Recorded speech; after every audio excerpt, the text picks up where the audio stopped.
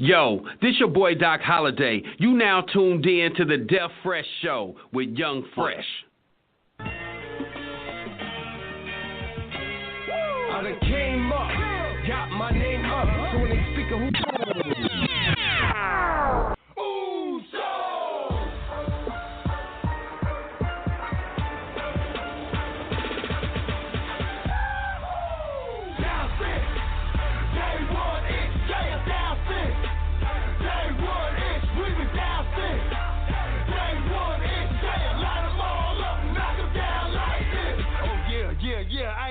Let's welcome these folks to the Uso Penitentiary. Hey! Okay, all right.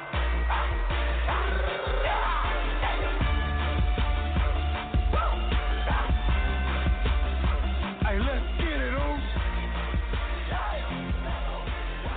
It's not paranoia. It's the Usos.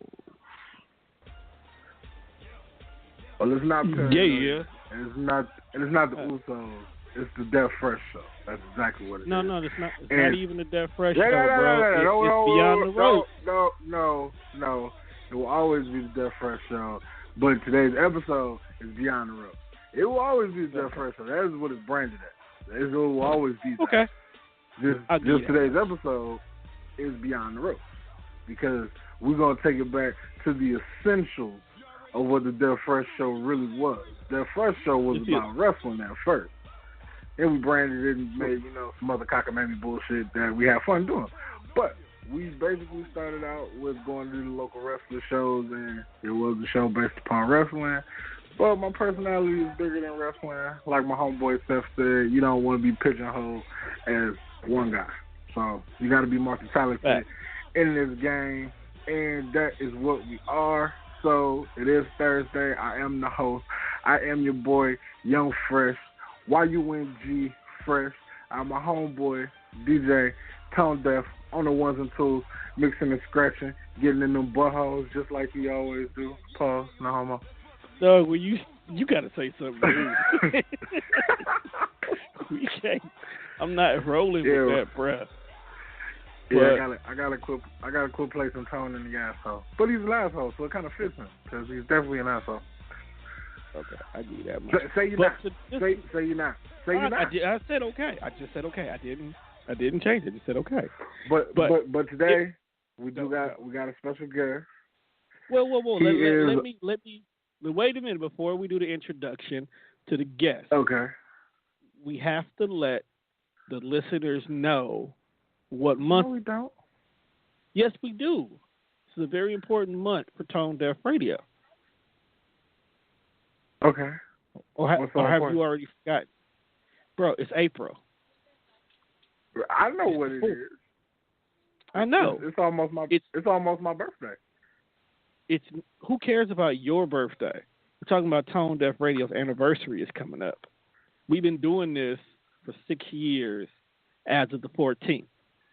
Okay? Well, the Deaf Fresh Show didn't do it to the 20th because you do everything late either way it goes. But we started this on the 14th. Before we introduce the guest, we also have to let everybody know that he actually was an intricate part in the start of Tone Deaf Radio, as in he did have a few shows on here. He was part of the reason why we even got into doing radio, because we were working with another guy when he piggybacked us off of TC Group to begin with, which we did a few things over there with Mike for a while, but then we was like, you know what, we too big for just that. So we did our own thing here. So first of all, we got to let everybody know this is Tone Deaf Appreciation Month, where we're highlighting past hosts who have been a part of the Tone Deaf Radio family, regardless if they went off on to do their own thing or if they had to get fired. I'm talking about you, AJ. So we're going to kick it off because it's WrestleMania weekend. We're going to go ahead and we're going to start with one of our originators. The reason why, actually, I have to even admit, even the reason why me and Juan even know each other. So, perfect person to start with. Perfect person to even start with here. He actually did something good in his life for once. One time. All right. So you can go ahead and finish. I did my part. Oh, okay. So, like I was saying before, I was so rudely interrupted by the goddamn DJ. See, this is why they put DJs behind the niggas with the microphones, because DJs ain't supposed to say much. DJs, there would be no reason for the niggas with the microphone if it wasn't for the DJ. Let's be honest. Yeah, but now niggas ain't scratching in turntables. They DJing off fucking Apple playlist now. So we got to get into that. Has the DJ disappeared in life? We need to do a show on that. But I told anyway, you on the 14th, when I do my special show, I will go into what Tone Deaf Radio will be doing in the future starting that day. So we'll talk about that later. Yeah. So, but anyway, for those who are listening, I like to bring in, he is the creator of one of the most influential wrestling groups on Facebook that I am a part of. It is WCC. I vaguely forgot what the hell WCC stand for because I think it's like Wrestling Commentary Central. It was Wrestling Commentary Central. Oh, I'm like, no, we stopped saying the whole name so long ago. It's just WCC. We stopped saying it like a month after it was started. So he is the creator of WCC, one of the most lit wrestling groups a part of Facebook, or at least the one I'm part of. So I don't know how many wrestling groups it is really out there. And he has his own Facebook Live podcast that he does every Thursday. I usually am a part of it when I'm not at work or I'm not doing the Death Fresh show. It is called Heels for Life, I believe. So I like to bring in the big homie, Mr. Chris, or Mr. Team Bringer, as he likes to be called, because he's like the biggest rock mark I've ever met in my entire life.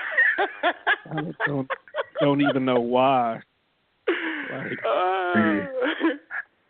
I mean, I think he just, it was a fascination with candy and asses and candy asses put together in there. Yeah, so.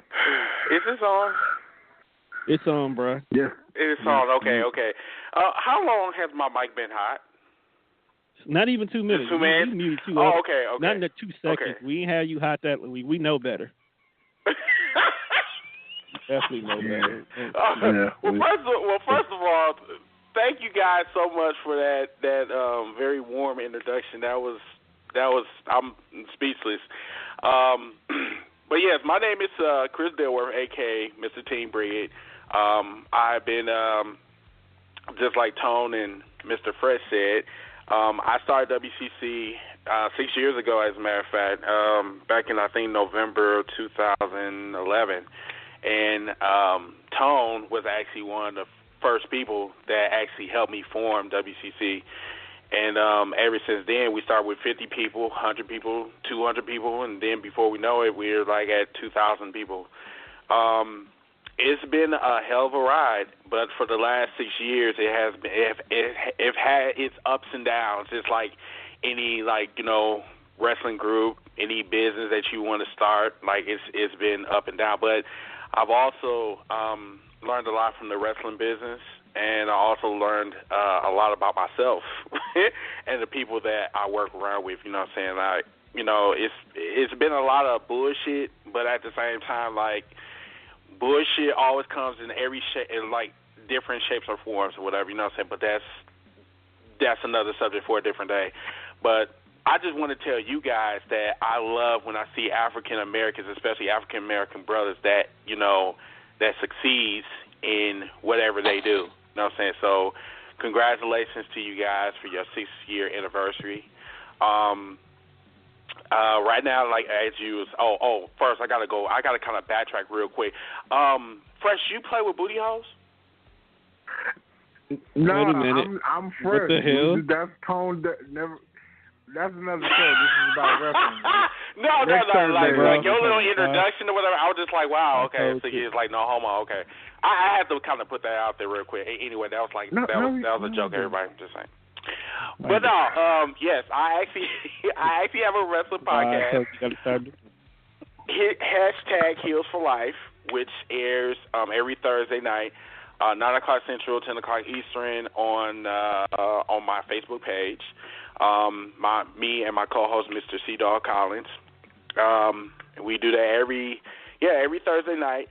We host for 2 hours. Talk about basically anything and everything. around the wrestling world. We talk about WWE, we talk about New Japan Wrestling, we talk about NXT, anything that you can think of, we talk about. And we're of course, just like WCC Uncensored, we say wherever the fuck we want to say. Just, that's us. We also have fan reaction. So we basically talk to anybody. We talk to fans. We talk to wrestlers. We talk to promoters. We talk to everybody. It's lit. And as a matter of fact, tonight we're having that shit tonight, and we're talking about Wrestlemania. Now, see, before we get into this, like, I think me and Chris kind of cross signals because, see, I'm not really good with conveying what my thought is via text message sometimes. Mm-hmm. So sometimes I like to actually talk to people.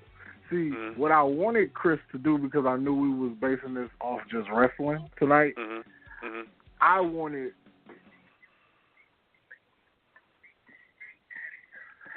Just gonna go quiet? Oh, yeah, no. I'm just like... I told you, dude, you need to really get off of that McDonald's signal straight up, bro. I'm like, dead ass. First of all,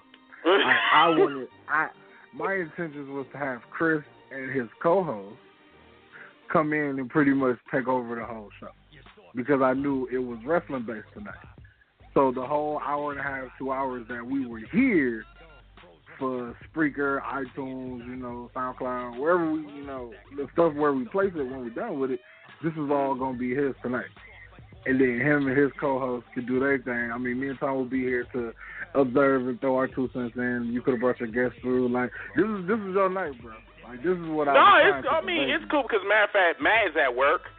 I mean, shit, like, if you really want to get into wrestling, I got 35 minutes to play with. So, we can go ahead and play because, like, no, this is only going to be part one. This is going to be part one. When I go on my podcast, it's going to be part two. And I'm just going to, like, really let it. We're not playing with anything. We're not for the That's up to y'all. Actually, what we wanted to do tonight, since we are doing our whole entire appreciating those who've been there for us, we want to talk about I don't appreciate him. I don't appreciate your ass either, motherfucker. Wait a minute. We are allowed to cuss on here, right? Bro, we just can't play white people music. Oh, okay. We can't play white people music. No. We can play white people. We just can't play Taylor Swift. No, Taylor Swift. Wait, you said you're not allowed to play white people music? That's what you said? We're not allowed to play Taylor Swift. Taylor Swift got us kicked off there. Specifically. Oh, okay. Yeah, correct me if I'm wrong, but ain't that a little bit, I agree with that, but ain't that a little bit racist to your white fans or, followers? No, they don't fuck with Taylor Swift either. Okay. Oh, okay. Yeah, high five. There you go. We had an episode where seriously, we had an episode where we were playing Taylor Swift because it fit the theme of the show. And as soon as the song went off, so did we. Well, damn. We got an email that we got flagged for inappropriate material. Oh my God.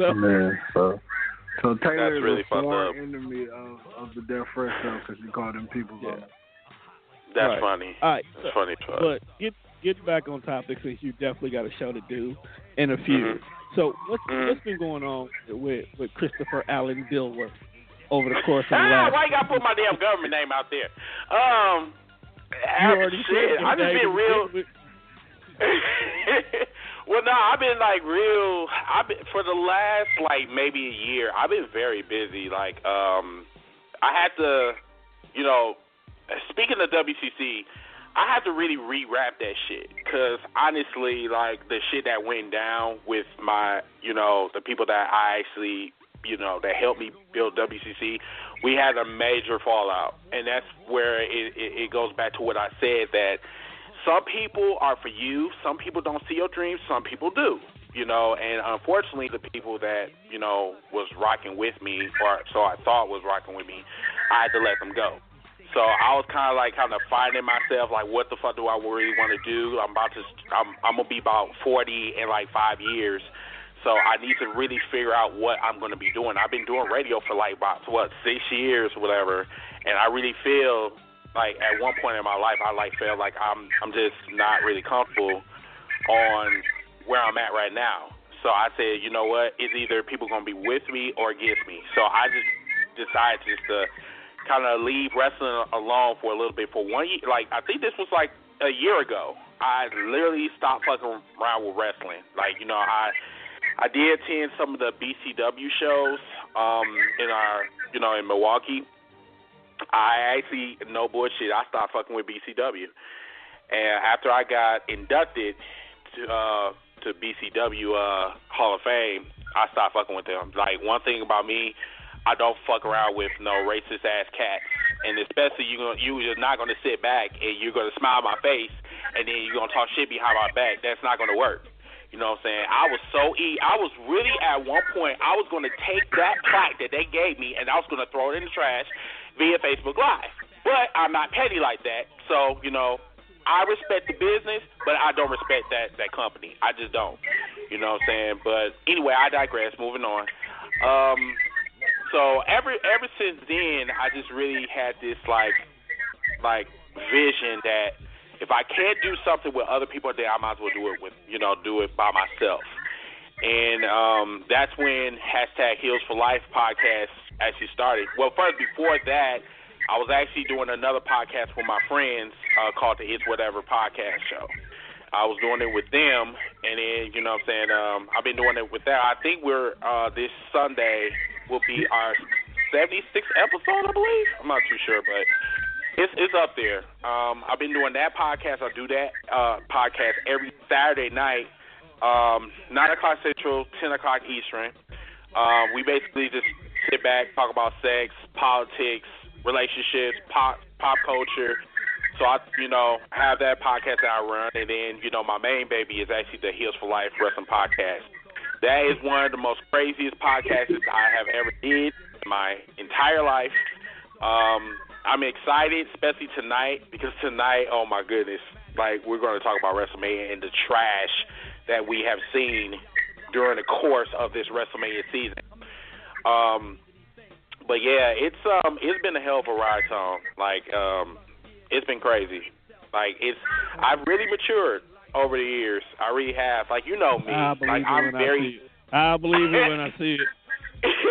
No, I'm dead ass. Like, I know. I know. At one point in time, like, I really did not care for other people's opinions. I just did not care for it. And then, like, especially getting into radio, sometimes you're going to have people that's going to agree with you. You're going to have people that's going to disagree with you. You're going to have those assholes that's going to, try to, troll you and shit. And, like, I had to, like, kind of take a step back, and I said, look, I'm trying to give back to the wrestling business. If I can't do it in the ring, then I'd rather do it on another platform or on another aspect. So that's why I said, like, I need to, like, kind of rebuild my image instead of just being this asshole, like, 24/7. I mean, I'm an asshole, like, whether I'm Mr. Team Bringer or I'm Chris, you know what I'm saying, either way. But still, it's just, I really learned a lot, like, the wrestling business, how I really get down. Like, even some of my wrestlers actually wanted to fly me out to North Carolina, and they want me to, we actually supposed to be doing some, like, they want me to be, like, on their creative team or whatever, or I think I forgot what company it is, but we were supposed to be doing some type of project. I think either next year, or no, this year or next year, but more than likely it's probably going to be next year because, like, my whole summer is booked because I'm supposed to be doing some traveling. I'm supposed to be going back to Texas. I just came back from Texas like 2 weeks ago for my birthday. So, yeah, I've been really keeping busy. A lot. That's what's so, yeah, that's about it. I mean, I do have to say that you have grown a lot. You have changed a lot. You still are that brash, I don't want to listen. But the fact that you're willing to admit that, yeah, you were like that on purpose and you figured out that you have to do what's best for business in so many words, that takes a lot right there. All right. So now that it does. I'm just going to say this. Yes, I literally had to look at myself and I had to see that some of the things that I do is not the key to success. The main thing that I need to do is I just need to sit back, observe, take what I learned and then just, apply it to my own. It's not easy. especially me being a very stubborn individual, I literally had to say, like, hey, if I want to get to point A to point B, then I need to do X, Y, and Z. You know what I'm saying? So that's why it's very important for people to, like, you know, hey, when you go through certain shit, you mature. You know, and that's how I was.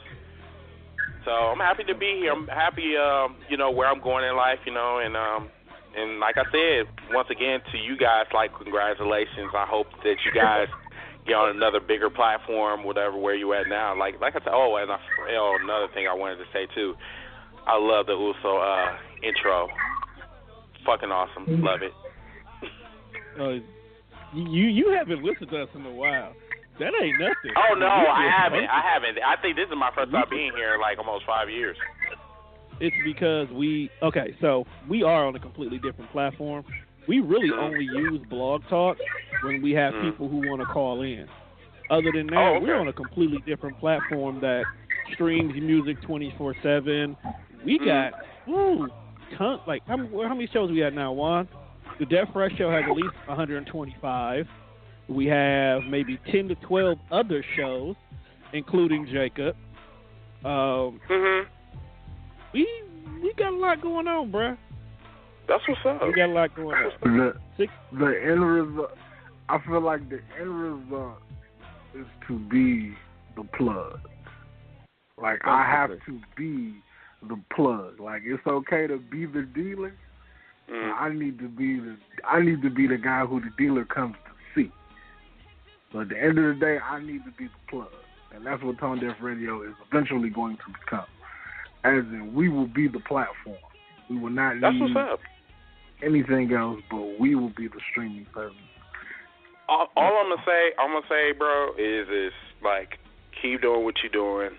Do not let anybody, like, knock you off of your dream.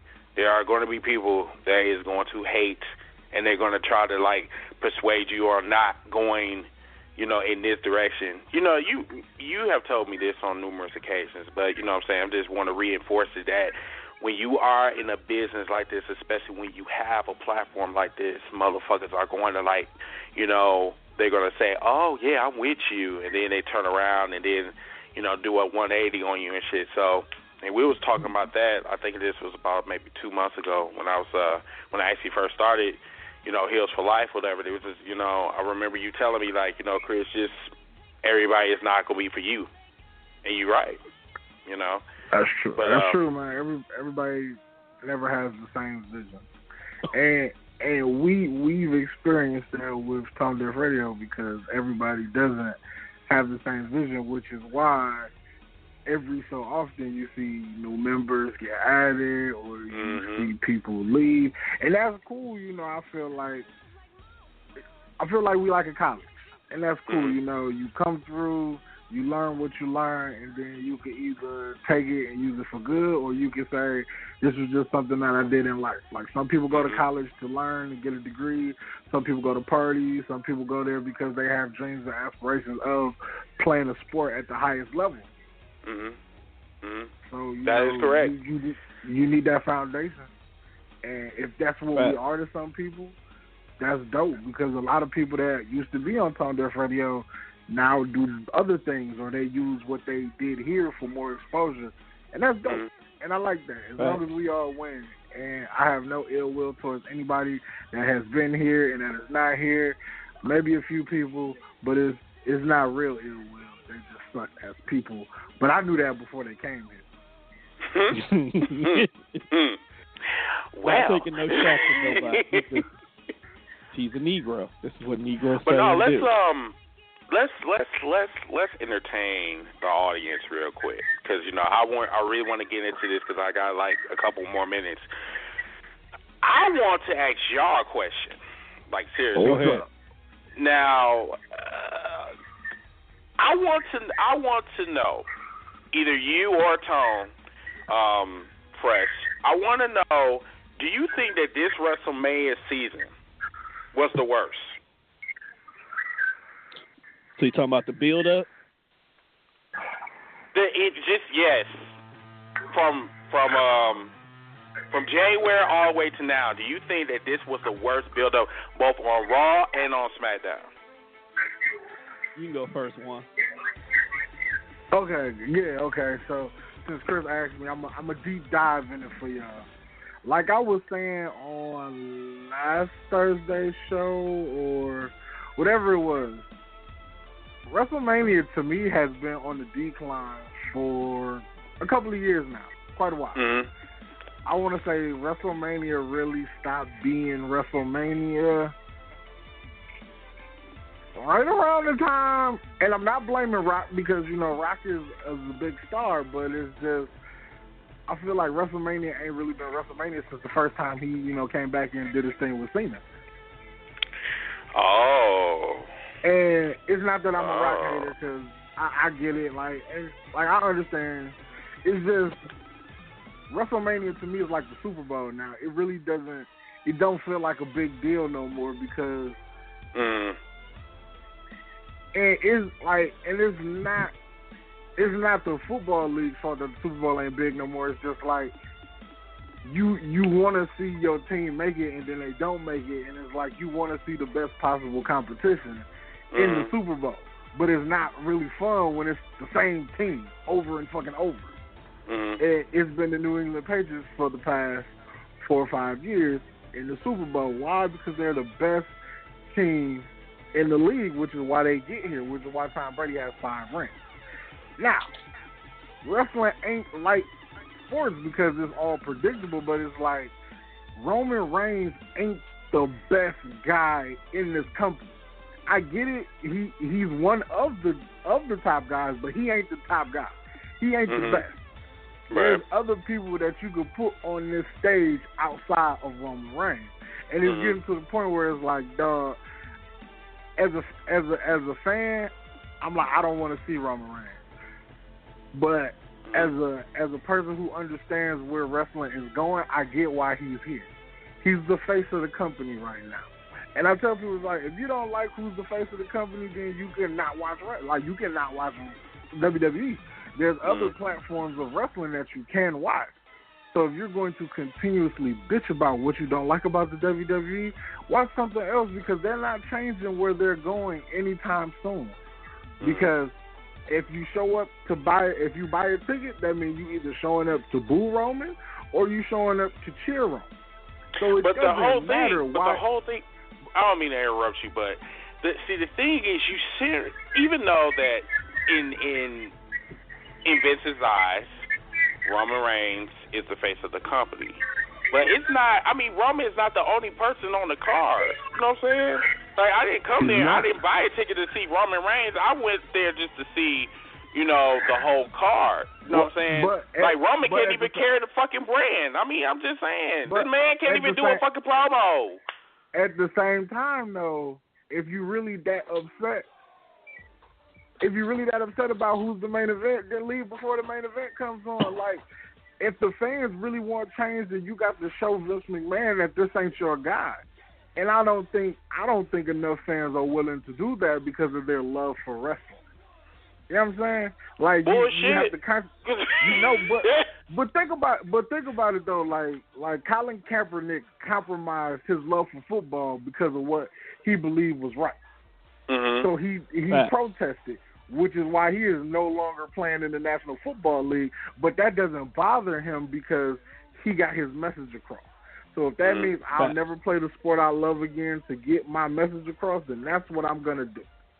Now, if the fans feel that strongly about Roman not being on top, then if you know Roman is the main event, don't watch the main event. That building should be empty by the time the main event comes on.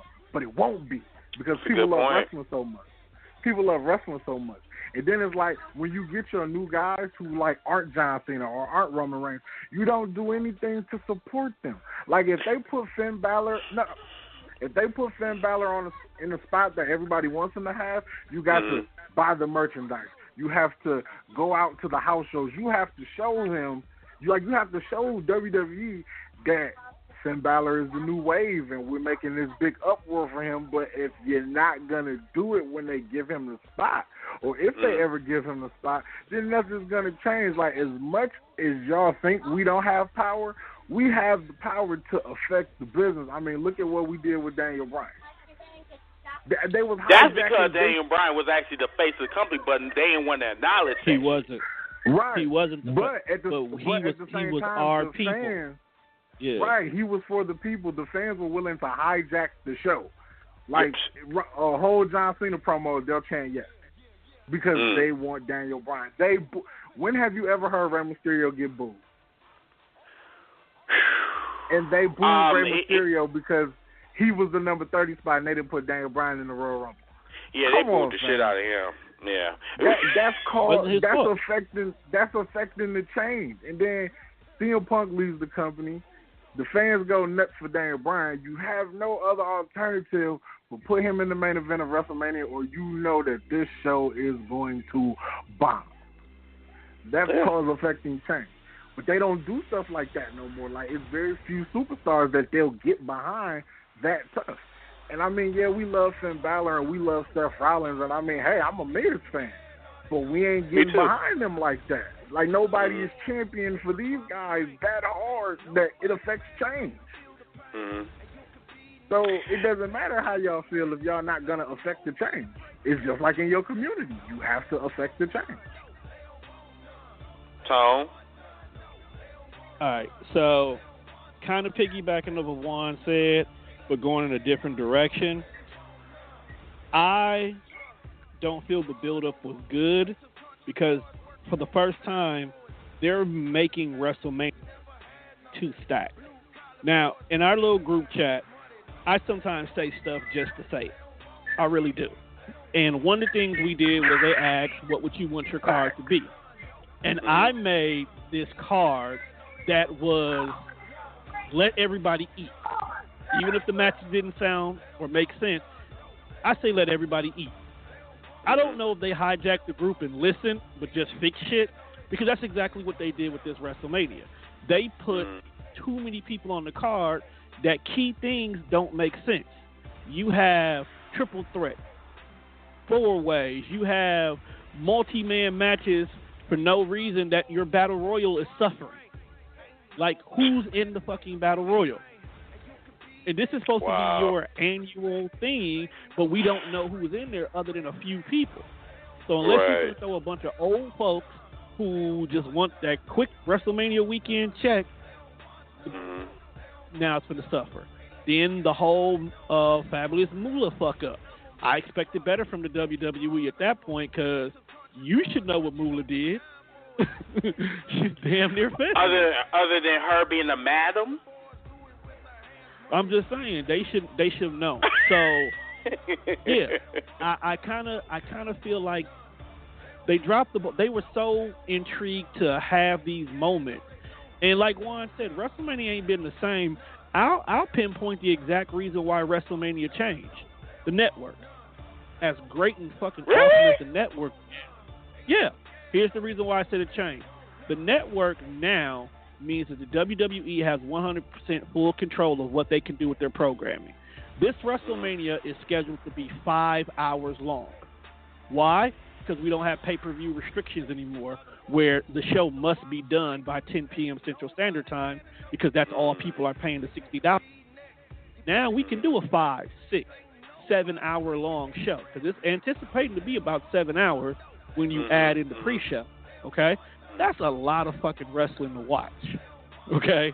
Yeah, that's a lot to watch. But you're stacking your card to prove to people, oh, you'll get your money's worth if you just pay this $10 a month because we can do stuff like this. Now, the Big Four can stand out compared to the average pay-per-view that you're throwing at us every 2 weeks. And that's another problem. You're giving us too many pay-per-views and too many shows that we don't have proper build-up. Next thing you know, at WrestleMania, the show you should have been working on, now you got to satisfy this title match here, satisfy this title match there. Got to make sure this person over here doesn't get hurt. Oh, this person over here done got hurt. Well, let's try this mixed match challenge thing over here. Oh, let's do this over here. Now you're doing entirely too much. You're too many pots that now nobody is prepared properly for WrestleMania. WrestleMania was all about the build-up, the storyline, the fight. All the Rumble really did was let us know who was going to be in the main event. And even when that came around, we automatically knew who Nakamura was going for, because before we even got to the Rumble, Nakamura is on Twitter messing with AJ. Yep. Nakamura wins. Oh, we know where he's going. There's no I'm coming over here to Raw, because, like y'all said, Vince is too hell bent on making Roman the dude we're all going to support, which we're not. Okay, I'm not against Roman. Roman is cool. Roman is good for the role that Roman needs to be in, but you shouldn't make Roman be the person I have to like. Okay. But they did the same. Roman should be so they did the same shit with John Cena. They're doing the same John Cena formula they're putting on Roman Reigns. So my question to you is it working? It's the Hogan effect. It's the Hogan effect. The WWE always feels it needs to have its homegrown face, one that they made, one that was built by them, not created by anybody else. There's nothing else behind them. It's always been a Hogan effect. If you think about it, Hogan, even though he wrestled a little bit before then, no one knew about Hogan until he became the WWF. Got to the WWE. Then we got Cena. Yeah. Cena didn't touch no other companies other than, of course, the little indie scenes to get where he is, but he's homegrown. They want their homegrown talent to be the dude. Let's take The Rock for an example.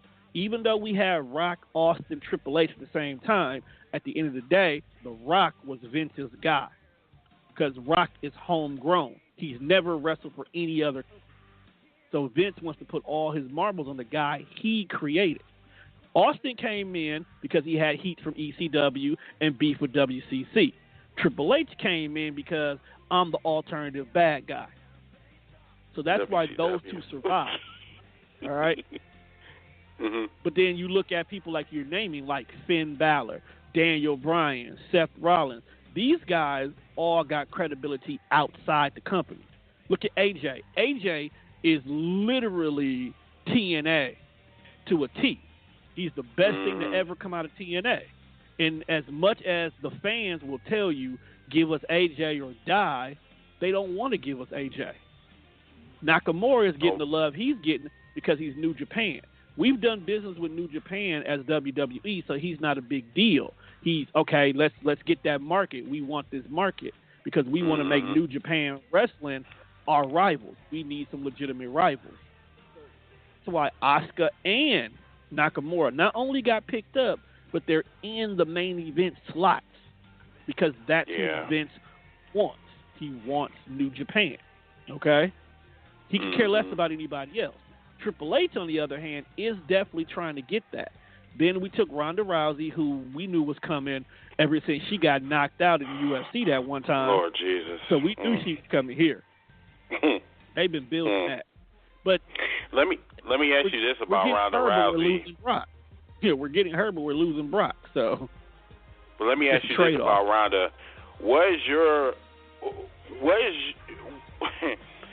How do you feel about Ronda? Ronda is the celebrity that the WWE gets every year about this time, if you ever pay attention. Okay, but she's a celebrity that said that, and I quote, that she doesn't want to be given anything. She wants to work hard like everybody else. But yet, you don't show up every Monday. You're doing the Brock. I guess that's called the Brock Lesnar effect, correct? Okay, so here's the thing. She doesn't want to be given anything, and she wants to work for everything she wants to, but she also needs to learn how to not be a UFC fighter, if that makes sense.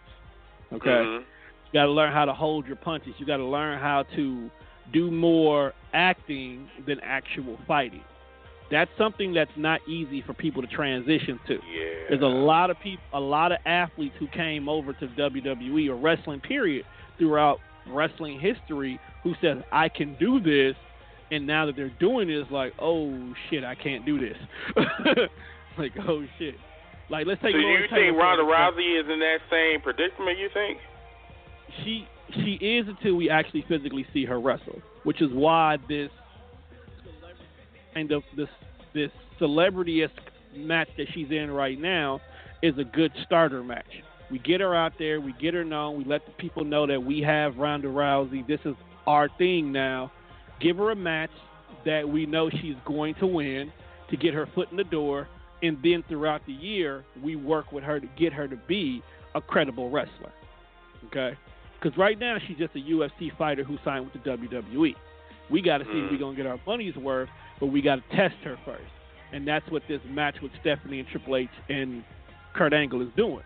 You're literally in the ring with two great ring veterans, and then Stephanie can hold her own too.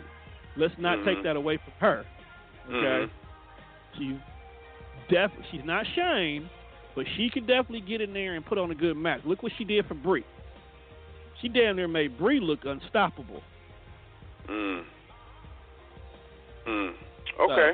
Well, okay. So let me ask you about Brock Lesnar. So from what I heard, Brock Lesnar is going to the UFC. There's no brainer with that one. So do you think Bobby Lashley is going to show up Monday? Juan, you want to take this one? Because I really ain't been paying attention to Bobby. I really don't care no more. No, I'm dead serious. This is the reason why I don't care anymore. At the time, he was the chosen one. He was. He was a dude who could have been that first WWE champion Black that we could have gotten.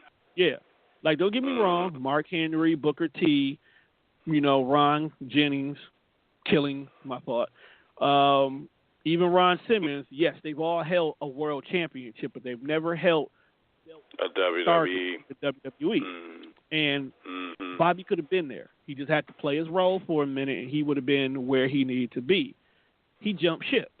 And I get it. He jumped ship because his wife was being fucked with. I got it.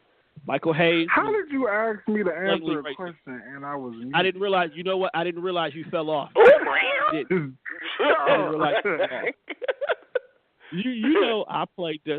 I played Destiny and I have the Spreaker live feed going on at the exact same time. And sometimes the board for Spreaker overlaps. Just block your man, huh? So I didn't know you fell off. Look here. He does that. Then he said you fell off. Well, I did because. Oh man. I did because my homegirl called me and was like, "So you not gonna give me a heads up that the network not on?" And I was like, "Oh yeah, I know it wasn't on, but it is not on. So if it's not on, then you should just realize that it ain't on. So shut up." First of all, if she has a family, she don't need to be eating. He don't need to be eating off the family. Well, it's peaceful. Well, Fresh, it's seeing that you fell off. So, what do you think about Bobby Lashley possibly appearing on Monday? Well, from what I heard, and this is just listening to all the dirt sheets, and I don't have time to read dirt sheets, so my dirt sheets are via YouTube, and I listen to those people. Fuck a dirt sheet. So from what they were saying is that the time when Brock Lesnar, the UFC fight Brock Lesnar had before he fought Randy that same weekend, a couple years ago when they did SummerSlam.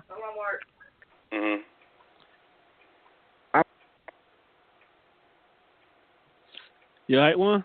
Did we lose him? Having technical difficulties? No, we're not having technical difficulties. He was moving. Where did you see it, though? We got to come over here. Y'all terrible. He won't sit still. Love here with the side. I'm like, wherever it is. Then I'll grab a cookie. Then you talking about cookies? So the mouse can get stuck. Yeah, I know, man. Talking about cookies, mouse traps, all type of random shit. Whoa, I got an idea. Tragedy. Go ahead, man. Now, what was you saying before you were so interrupted by cookies? Yeah, so from what I've heard, they froze Brock Lesnar's contract. So originally his deal was supposed to be done after WrestleMania. But they saying that they froze his contract and it just tacks on like another 4 or 5 months or so. So instead of it being done after WrestleMania, it will be done after SummerSlam. But then they saying that Vince McMahon didn't really have any plans to use Brock Lesnar anymore anyway, so he would be going home after WrestleMania and just, riding out his contract. But then all this talk about Bobby Lashley started. And Bobby Lashley has said for several years that he wants to have some kind of collision with Brock Lesnar, whether it be in an octagon or whether it be in a wrestling ring. He wants that big money match with Brock Lesnar. Now, right now, we have the possibilities of making it happen. And I think if Brock Lesnar's contract really ain't up until after SummerSlam, then we'll get Brock Lesnar's last match against Bobby Lashley at SummerSlam if WWE can come with the bag and get Bobby Lashley to sign. I say make it a mixed martial arts match in the WWE just to piss on UFC. Oh, that's what I would do. I don't think Brock would do that just because he's going back to UFC. Like, yeah, the bag is already secure with UFC. But if you can go ahead and get this quick, fast money, maybe even knock out a nigger, why not? No, bro. It'll be the first match. It'll be he the said only the match. N-word. This is wild. It'll be the only match. The nigger. Until God knows when, that it'll be. No one knows who's gonna win. I don't really think Brock Lesnar want to see Bobby Lashley. Just my personal opinion. Why you say that? And I'm really glad that Brock Lesnar is going home because I really feel like his star power is clogging up the roster. It is. Oh, you the only person. He's been holding I was the the only person that felt that way, honestly. And he's been holding the belt hostage. And for the last 3 years. Yeah, and as a fan, that's annoying because there's so many people on Raw that needs to be that. There's so many people that can hit that next level, but you can't imagine it because of who the champion is. Like if Brock Lesnar isn't on Raw, Miz is damn near in the main event of every pay-per-view. Honestly, Doug, if you get rid of Brock, everybody can eat. Because everybody's on the even playing field now. With Cena now being reduced to a part-time role, everybody is even. So Daniel Bryan to Jinder Mahal to Sami Zayn could be a world champion. And, well, I don't know. I don't think Vince will ever put the belt on Sami Zayn. And by all means, I'm just saying as an example. But the kind of matches that Sami puts on, you got that feeling like, oh shit, Sami could. You get that fear that Sami might walk out with the belt. Sami Zayn will be the next Dolph Ziggler. Dolph Ziggler is still the next That's Dolph really Ziggler. fucked up, but I really feel him on that. Because the contract that Dolph just took, Dolph basically solidified that he will never be anything more than a jobber to the stars now. Yeah. Yeah, but Dolph got all that money and all that leeway. He don't really care. And that's fucked up because he could have been like a multi-time champion, but because Vince does not care for him, he's gonna be at a certain point. He's just gonna be that big mid-carder that they can go to, but he's not gonna be nothing else than that. You know what, Dolph Ziggler came at the wrong time. Dolph Ziggler Dolph Ziggler pretty much. If I was doing like if I was thinking about this and just a random nigga, I thought Dolph Ziggler when I had a conversation with R-Truth. And R-Truth sat Dolph Ziggler down and was like, look, bro, your contract finna come up. I'm gonna give you some tips to renegotiate, get the bag, stay here, but do whatever you want. I'm gonna show you how to get it. And he had that conversation with R-Truth. Dolph Ziggler went back. He laid out his demands, and WWE met them. I don't think Dolph Ziggler has a problem with jobbing for the stars. I don't think he can. Like, he's probably hit that point where he is like, he's reached his peak. Like, I won the World Heavyweight Championship twice. They can't take it away from me. I'm like a 6-time Intercontinental Champion. They can't take it away from me. I was a Money in the Bank winner. You can't take away his accolades. It's just like Kofi Kingston. Kofi Kingston is a great athlete. You said what? It's just basically, come on, Fresh. Did you just call him Tim Duncan? Because there's so many words you just called Dolph Ziggler Tim Duncan. Well, Tim Duncan actually had more championships than. Never mind. I mean, if you was gonna call anybody Tim Duncan, I would call Kofi Tim Duncan because Tim Why Duncan is that? Because look, think about it. Tim Duncan got damn near as many rings as Jordan, but nobody talks about Tim Duncan when it comes to these championships. And Tim Duncan got a point, I believe. That's got a point. He's got 6. I think Tim Duncan. And he's like probably one of the most decorated NBA champions of all time, and yet no one talks about him. But when you talk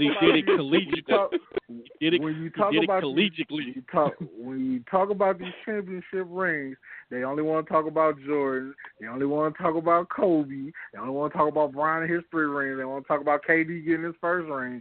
Nobody wants to talk about Tim Duncan, and the nigga got 6 rings, 3 MVPs. Tim Duncan is the man. But nobody wants to talk about him. And that's how Kofi Kingston is. Kofi Kingston has got 4 United States Championship runs. He got 4 Intercontinental title runs. He got 7 tag title runs. But nobody and Kofi's got accolades, but Kofi will never be the WWE champion. That's crazy. Hey, and fellas, I hate to do this, but I gotta run. It's time. But I know we've been waiting for you to leave for a while. Shut the fuck up. Everybody, thank you guys so much for bringing me on. I really appreciate this. Before you get out of here, though, how could everybody find you, your shows, and everything you're doing right now? Yes, everybody, if you are on Facebook, you can find me at Chris Dilworth on Facebook.com. Also, you can hit me up on Instagram at Mr. Team Bring It at Instagram.com. If you want to follow me on my my wrestling shows on Facebook, you can go to go to my page, whatever. It's the hashtag Heels for Life. At 9 o'clock Central, 10 o'clock Eastern, and that's about it. As a matter of fact, I'm about to have my show in about 8 minutes. So if you guys want to hit me up, just send me a friend request, and I'm out. Thanks, guys. Appreciate it. All right. Now that we got rid of the coon, I'm just kidding. Let's go ahead and let's actually dive into this WrestleMania week that's coming up. So for those of you guys who don't know, you're just Death Fresh fans because of the coonery and the foolishness we do, and you don't understand what wrestling is. WrestleMania weekend, like Juan said earlier, is basically the Super Bowl of wrestling. It's the time of the year where everybody works their hardest to get the big payout. This particular year, we have probably most stacked cards they've had in a long time. Am I correct, Juan? This is probably the most stacked card they have, right? This card is probably in comparison to maybe 17. Yeah. WrestleMania 2000 is probably the closest, and that was only because the hardcore match had 20 people in it. Yeah, this card. But you know what? I understood. I get the logic that WWE uses. They want to get everybody on the card. They want to get everybody a match. WWE be trying to get everybody a payday because, with the whole network and it ain't really you getting a cut of the pay-per-view buys no more. I don't know if niggas getting a cut of the subscribers. They're probably not. I'm pretty sure ain't no back end on that deal, but WWE just be trying to get everybody on, get everybody a payday, and this is one of those rare times. I think they compensate that though with more house or actual pay-per-views, more actual appearances. Because now you can go more places because you only got to do a show on 1 or 2 days. Brands are technically still split, so you can eat on your show and then somebody else eat on their show. So, I see it. It has its pluses and its minuses. They did a lot, though. They did a lot. So let's run down this card real quickly and cover a few things. Now, like we said earlier, the Andre the Giant Memorial Battle Royal, which is a fucking lot to say, dog. Damn. Not too many people have said that they're in this battle royal. Dash and Dawson, of course, have announced that they're in the battle royal. Corbin is in it again, second winner of the battle royal. Ty Dillinger is in it. Well, Corbin is like the third winner. Corbin is the third winner. Yeah, third. Wait a minute, who won it the second time? Big Show. You know what? You're right. I completely forgot Big Show won that one year after he got eliminated the year before. All right, so Corbin is the third one. You got Breezango is in it. Goldust is in it. Slater and Rhino. And then Zach and one of the Cologne. Why is only one Cologne in? Maybe the other one's hurt. Okay, because Primo is in, but Epico is not in. Being the fact, like we said, that this is one of the staple matches of WrestleMania, like how Money in the Bank used to be until it got its own pay-per-view. So you think this will get its own pay-per-view? Nah, bruh. Because technically that's the Rumble if you think about it. You know what WWE should do? Speaking of, did you hear about the one in China? No, it's in India. In India. A 50-man battle royal in India. Yep. They want to get them Punjabi fans bad, don't they? And if Jinder Mahal does not win the 50-man Royal Rumble in India, I will riot. India should riot. The only other person I'll let slide is if they randomly bring Khali in for no reason whatsoever. Only person. Don't ask me why, but I'll let that slide. All right. Then, this year, during this whole entire Divas Revolution and Divas being treated like actual superstars, which I have to say, bro, WWE did their thing this year for women. The women got everything this year. They got Hell in the Cells. They got Rumbles. They got Chambers. And what else is there left for them to do? Main event WrestleMania. Well, that ain't gonna happen no time soon. So I'm not gonna hold my breath on that. Can't say that now. Can't say that. Technically, if anybody could have did it, if they would have made Ronda versus Charlotte, I feel like the WWE would have made that the main event. Not trying to lie to you. Well, like I said, unless they come through with a fire feud, they're gonna have to have a fire feud for that to main event WrestleMania. They got close at 30.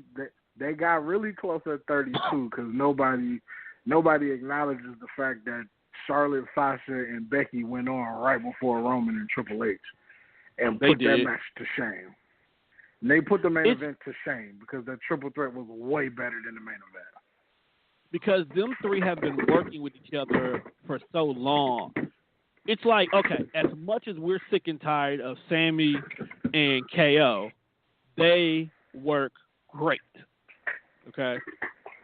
So you're going to get all that epicness out of them, which is why whenever we need a good match here and there, you get KO and Sammy to give you that good match.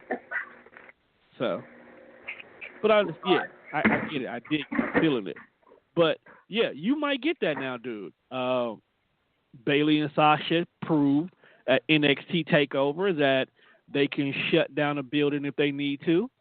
If you keep building this Becky-Sasha feud like you're doing it, you can make it main event one of these smaller pay-per-views just to get a tester.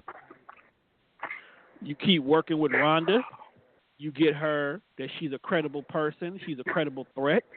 Hell, if Asuka, because let's be honest, bro, we don't see Asuka losing that belt anytime soon. She may be the SmackDown Women's Champion all the way until next year's WrestleMania, Doug. It's going to take an injury for Asuka to drop that belt. I'm not really sure if I want to see Asuka be champion for a year, though. I honestly, and I know this is just going to be a total contradiction of what I just said. I honestly think Charlotte might beat Asuka. Nah, that ain't gonna happen. I'm just saying. I might see it. It's controversial enough. It is a big scale. I mean, if Asuka win the belt, who is going to beat her for the belt? Like, she didn't even get beat in NXT, bro. She literally said, "I don't want this no more. I'm going upstairs." Like, hey, that's but you know what though? Like, I can really see WWE doing a redemption story. Because I don't think with Ember Moon. Like, I don't think anybody on the main roster is gonna beat Asuka. I think Ember Moon, when she gets called up, she's gonna beat Asuka just for the fact that she should have beat Asuka in NXT. I don't know, dog. It was a lot of people that Asuka went through that I felt like should have beat Asuka. Ooh. Name one person that Asuka beat that you really thought she should have beat or that should have beat her. Bailey. Never. NXT Bailey. NXT Bailey was the shit, dog. Bailey was. But she had to lose because she was coming to the main roster. It made no sense know for her to that. beat Asuka. But that's what I'm saying, though, dog. Like, yes, yes, she was coming to the main roster. We knew that already. But the thing about it is, though, dog, Bailey now, redemption Bailey, because that's where she is right now. You could put the redemption story on Bailey, because once she takes this I'm sick of Bailey. Bailey really needs to go home and think about her life and then come back. Ain't nothing wrong with Bailey right now. Why are you sick of Bailey? What do you mean there's nothing wrong with Bailey? There's a lot. Why are you sick of Bailey? What is wrong with Bailey? First of all, Bailey's character is stale. It's stale because you keep making her lose. They keep making her lose. No, they put her in feud. They make her gullible. Like, her and Sasha supposed to be so much so great best friends. Why she constantly keep letting Sasha step over on her? Look, bro, at a point in time, you get stale. John Cena got stale, and he was winning. He was booking them strong. We got tired of John Cena winning because it'll be matches John would get his whole white ass whipped, and then he wins. Okay? It's not even like he put on a good match and he pulls it off in the end. He will be getting his whole ass whipped the whole match. And then all of a sudden, AA came out of nowhere and he's still champion. It's just like the conversation that we were having in the group chat. Sasha Banks right now is the heart of this Raw Women's division on Raw. If you take Sasha Banks off TV, that division looks like trash. Even though I can't say that. Who else? Who else? Okay, Bliss has been holding her heel shit down. Nia Jax needs her opportunity to prove that she can run that division. Mickey James is your veteran that you need, and you just need her to just be a general. Okay, and she can do that, but what I'm saying is, whether you like Sasha or you hate Sasha, Sasha's the most popular right now. Sasha and Bailey get more camera time than the champ right now. Like, there are more people who care about Sasha and Bailey who are not having a singles match at WrestleMania than Alexa Bliss right now. I mean, I care because I know Nia's gonna kill her within 3 minutes, and I'm here for that. Totally. All here for that. It's because we want Big Fine to finally get her shine. Facts. We just hate it has to be Bliss because let's be honest. No, I'm cool with that. I never seen Bliss being as prominent as she is. I'm not gonna lie. Here's my issue with Sasha Banks, and it's not her fault. She didn't do nothing wrong. It was just that when they called Banks and they called Charlotte up, they played pity pat with the belt. Okay? That her stats are padded right now. Okay, and I can't look at you and gladly say you're an XYZ number of champions, because if you wasn't playing pity pat with Charlotte, neither one of y'all would have the accolades that you're screaming right now. You didn't. Neither one of y'all did anything to really say I'm a 5-time women's champion. Like, yeah, 1 or 2 of those times you got the belt, you worked for it, but the other 3 was like, okay, let me go beat up on Charlotte. Let me go beat up on Sasha. It's like me and you say, he built this weekend. I got the girls. I'll come pick it up on Monday. But I mean, that's how I felt. That's this era of wrestling right now, though. Like, and I know that, and that's the problem I have with the numbers game. So everybody's sitting here on John Cena because he's tied with Ric Flair. They don't want him to break Ric Flair's record, but it's not the era Ric Flair was in. Ric Flair getting his 17 was a hard-working 17 or 16. Shit, damn, if I'm not mistaken, it's really supposed to be 20, but they just won't count it right. But yeah, but now, Ric Flair's 21-time world champion, but they don't count like 5 of them title runs. Right. So that's what I'm saying. It's like, but he earned all 21 of his. He had to bust butt. He had to jump ship and go to different companies to get them. It's like, yeah, I want a belt. I'm going over here to Raw this month. Yeah, they got a Jinder Mahal's a champion, so I'm going to go over here and get the belt. That way I can get my next one. That's how I feel like they doing it. That's why I don't respect the numbers anymore, dude. So just go ahead and let Cena get what he going to get, and then let Cena retire. Yeah, I don't see him retiring, but they might as well just let Dog retire. Just let Dog break the record, call it even. Right. It's the last thing he has left to do. He's begging for the Taker match, which I don't care what nobody says. I like the marketing for Taker not showing up.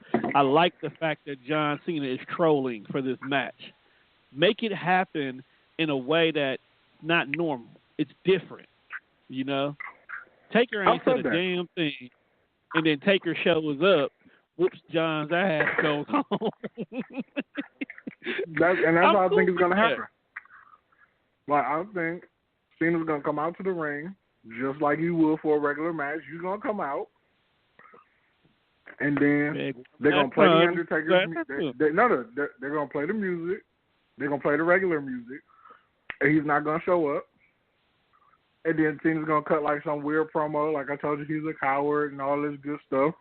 And then he's going to come out as the American Badass, and he's going to put them hands on Cena.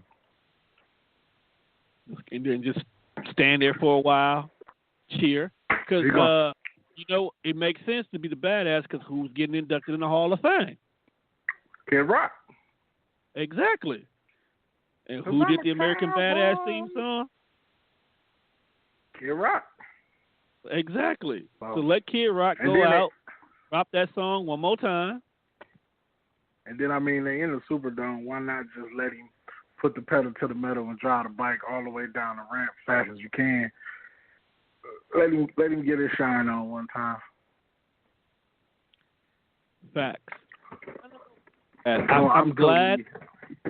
I'm glad the streak is over because I felt like that was entirely too much pressure on Taker, and it was actually starting to make who he fought not as major for him as it is for the person that steps up. You know, because I feel like if he didn't have the streak before, Bray Wyatt could have got that W he needed off of Taker if the streak wasn't on the line. If Shawn or Triple H had beat him one of them times when they fought him, then Bray Wyatt could have walked off with a WWE win on Taker. Now, as far as the streak goes, like, I felt like when it started to get up in the numbers, it was like when you look at all the people he wrestled before the streak was broken, he was beating people that didn't need to beat The Undertaker. You know what I'm saying? Facts.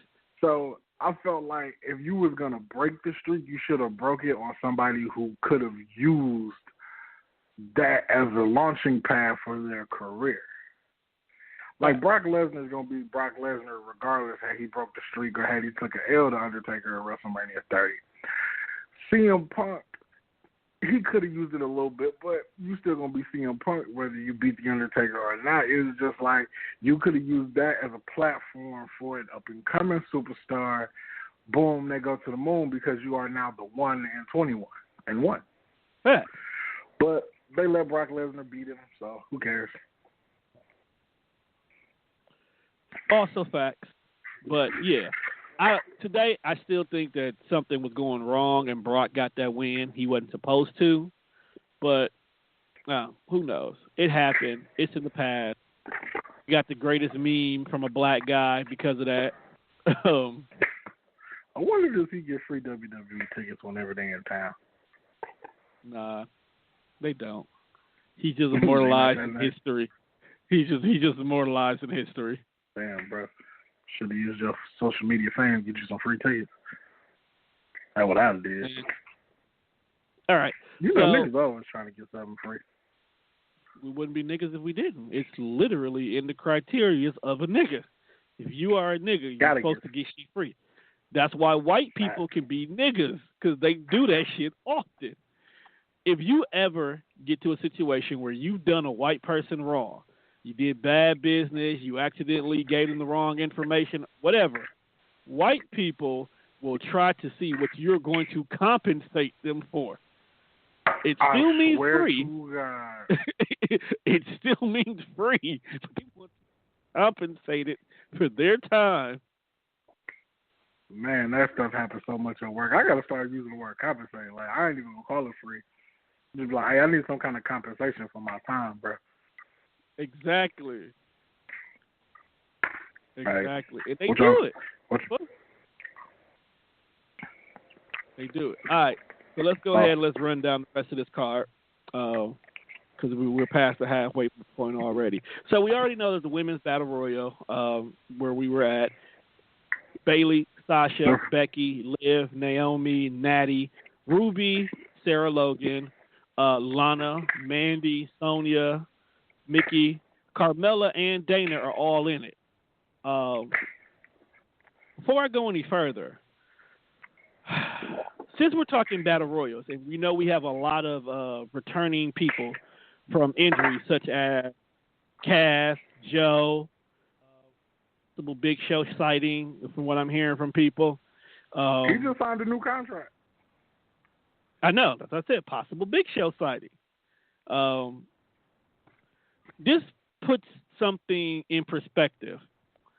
We still have a women's Money in the Bank running around right now.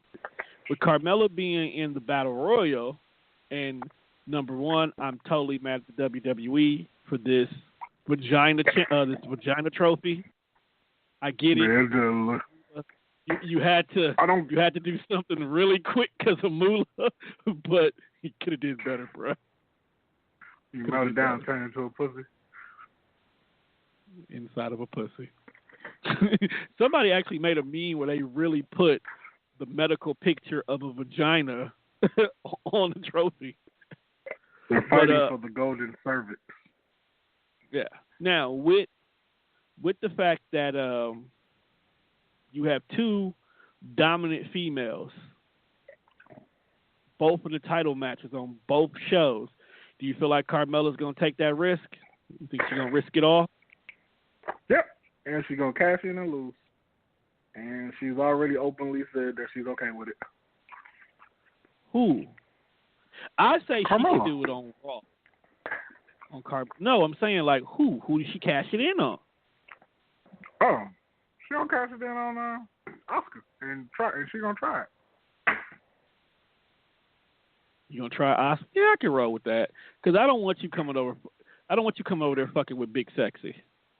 Right, because you might fuck around and actually beat Nia Jax. Right, that's what I'm saying. That's why I don't want her to try it on Big Sexy. It would make sense for her to come to Raw with Big Cass being her boyfriend, and it'll be the quickest and easiest way to get. They don't date anymore. Damn, Tom, where have you been? They've been broken. No, last thing. Okay, when it comes to them three, the last time I paid any attention to them was because Enzo's out here raping bitches, and ain't telling legal. Yeah, he's definitely out here getting his Bill Cosby on. Just even if he didn't do it, it's the fact that he didn't tell legal. You got the best legal team in the world. They have gotten many drug addicts off, and you ain't saying nothing. So, yeah, your own fault. Well, that changes everything now that I know that. I did not know that they're not together, but fuck it. Yeah. It is what it is. All right. Not together anymore. Yeah. That's life. So, moving on, there's been this tournament going on, speaking of Enzo, since he got fired because he won't keep his hands to himself. Please excuse my hands. WWE had to vacate the 205 championship, Cruiserweight championship, and there's been a tournament going on in regards to it over the course of, 3 months now? Shit. Since the Tuesday after the Royal Rumble, there's been a Cruiserweight tournament going on. like 3 months now. All right, so we finally got to the end where we're now at the point where Cedric Alexander and Mustafa Ali will be fighting for the vacated Cruiserweight Championship. Now, if you've ever watched 205 or paid attention to the Cruiserweight, we already know Cedric is going to win this belt. After losing Rick Swann to domestic violence. Well, first of all, I just want to clear the air for my nigga Rick Swann. The charges was dropped. The damage was done. You know what? And that's what I don't get about America. Domestic violence frowned upon. No, I get that part, but you ever notice how in life that the lie is always more entertaining than the truth? It's not always the lie as much as what came out first. What came out first? And because we live in a world where putting your hands on somebody else is wrong, you don't ever have to hear the whole story. You just have to hear such and such was arrested in domestic violence. That's all you have to hear. Let's take the recent Chris Brown situation. Chris Brown had one night in a car. No, hold on. Let me get there. He had one night in a car with his girlfriend, who we know has a slick mouth, but we've chastised that boy ever since. We never once said, what did she do? Or did we ever pursue it? We was always saying, he's a man, he shouldn't have did it, he's wrong, I hate Chris Brown. Well, nigga, did you see them pictures? I'm not saying I didn't see the pictures. I'm not saying. Okay? Okay, I know we're supposed to be talking about wrestling. But let's not get that. The situation was this past week, he was playing around with some of his female friends, and a couple of photos were taken where if you wasn't there, you would think he choking the broad out. Because, photos, all you need is one angle, and you can make a whole new story. Pictures is worth 1,000 words. He wasn't. Hey, she did look like she was in trouble. She looked like she was in trouble. But that's what I said. One photo is all it takes, because if you see all the other photos, they're joking, they're playing, they're having fun. There was humor before, and then there was humor after. So it's one of those, y'all are now looking for something to mess with this kid about. Meanwhile, on the other side, Fabulous is knocking out women's teeth. Hey, and I asked this question, are we numb to domestic violence so much that Fab was allegedly accused of punching Emily B 7 times in the face, knocking her 2 front teeth out, and the joke immediately came out? Because as a whole in America, we feel like we have to find humor in everything, okay? Because we already know that there's going to be those people who are going to take it seriously no matter what it is. There is always those people who take everything entirely too serious that we have to sometimes joke about everything. Some of us are inappropriate people to begin with, period. We're just inappropriate. We find humor in a lot of stuff. Your baby could fall over and flip off the couch and almost break it, and most people will laugh. You shot a chicken sandwich. You shot a chicken sandwich to me, and it hit my baby. And the first reaction a normal person should be is, let's see if the baby's okay. But what did we do? We laughed. Okay? We laughed and we made fat jokes. That's what we did. So we're just inappropriate people. But at the same time, it's hard to not find humor in certain things when the media tells it to us in a way that we just have to say WTF. Like, bro, it's one thing to smack her, but you knocked her teeth out, dog? Dog, that's bogus. You know, like, and then we joke about the fact that somebody got their teeth knocked out. We do, especially someone like me. I can crack jokes about missing teeth because I have them. Okay? How it happens, but the fact it's there is funny to us. Okay? Like when Ray Rice knocked his girl out in the elevator. If you look at the video and you look how she fell, the way she fell was funny to some of us. I just feel like whether things are condoned or not condoned, people should get the whole story. Because, I mean, hey, if your pop stole $300,000 from me, I might whoop your ass too. Just fact. The media will play a story whatever way they want to, because the story could have been released that the girlfriend's dad steals $300,000 from Fabulous. Girlfriend accidentally gets hurt in altercation. Did that say anything wrong? Did it make Fab seem like a bad guy? No, it didn't. Nah, they just totally put that nigga behind the 8-ball ASAP. Knocked her 2 teeth out. Like, what? Exactly, and that's how the media, because they know that will get the reaction, that will get the attention. They will keep coming back to whoever released it to get what they need.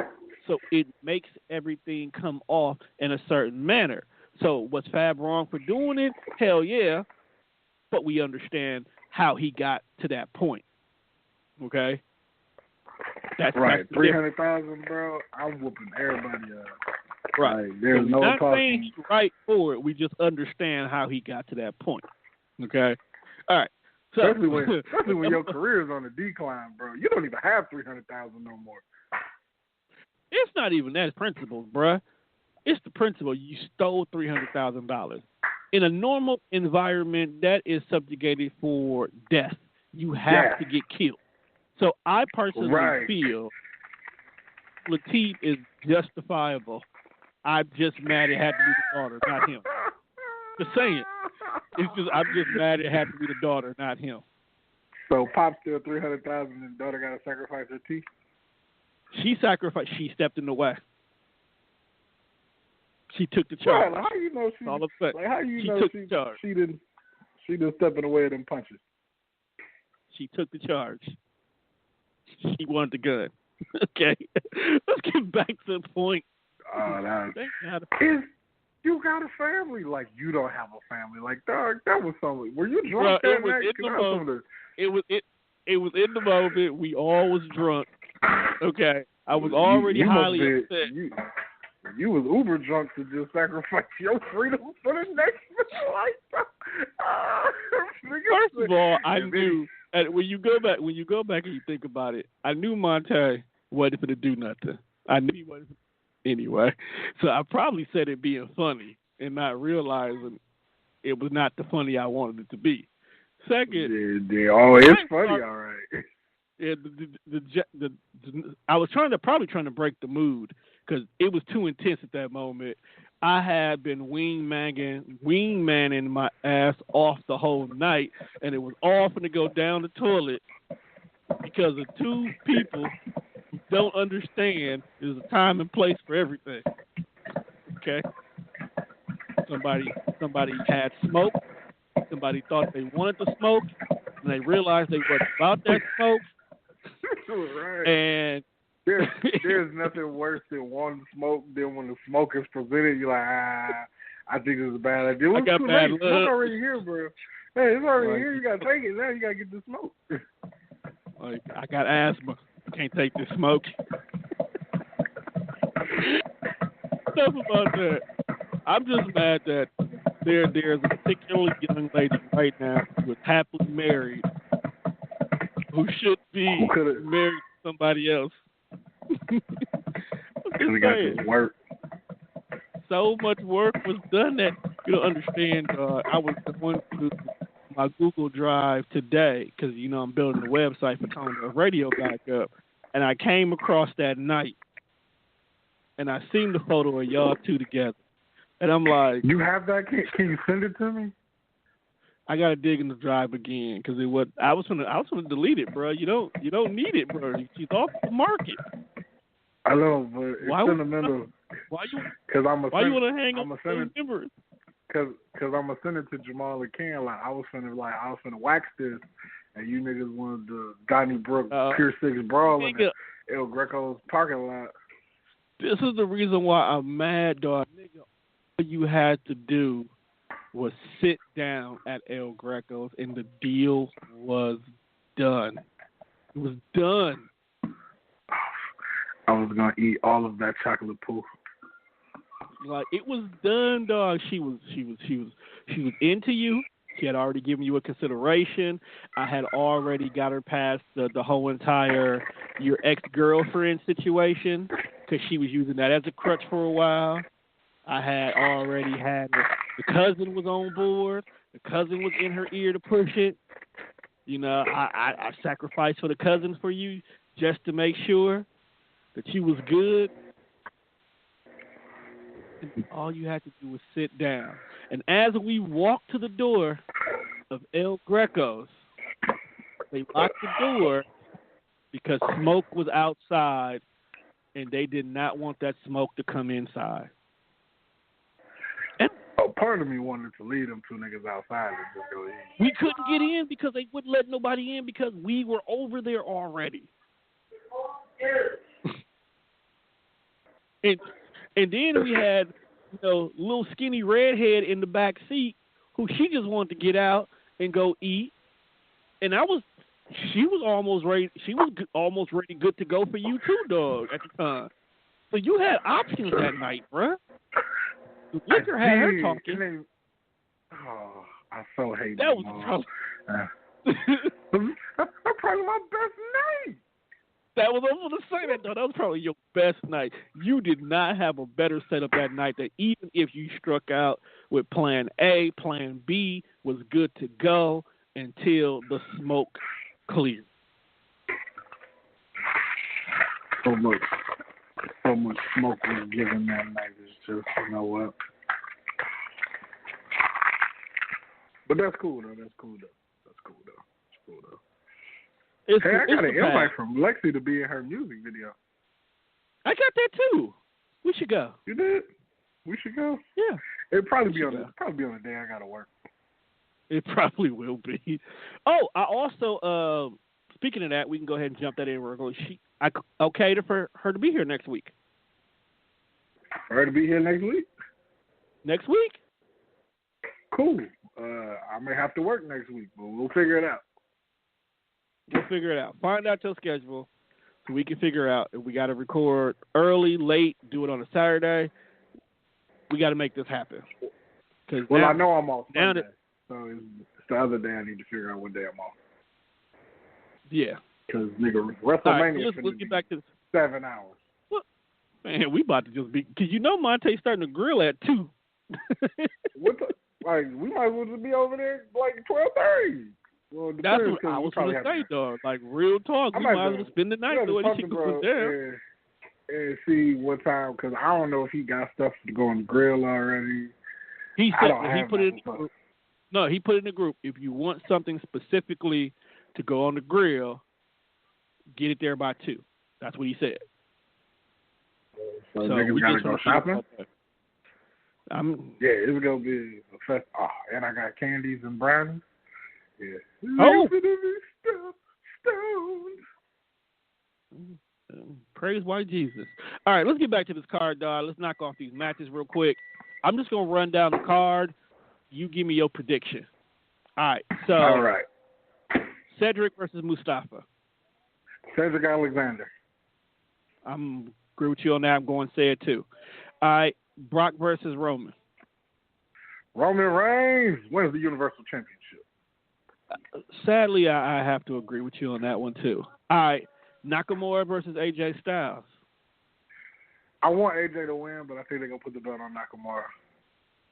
Didn't AJ have his WrestleMania moment already though?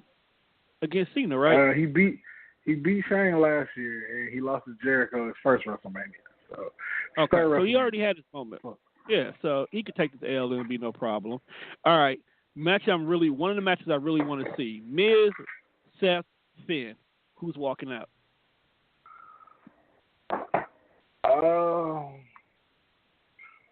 I will go with. Honestly, it doesn't matter who wins it because Miz is not walking out with the belt because he's going home. So, but I would think they would put the belt on Finn.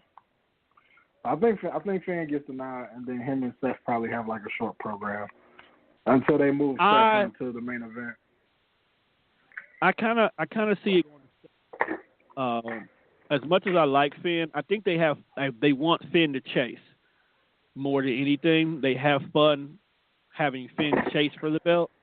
So I see them giving it to Seth because he's an opportunist. He is the next coming of Edge.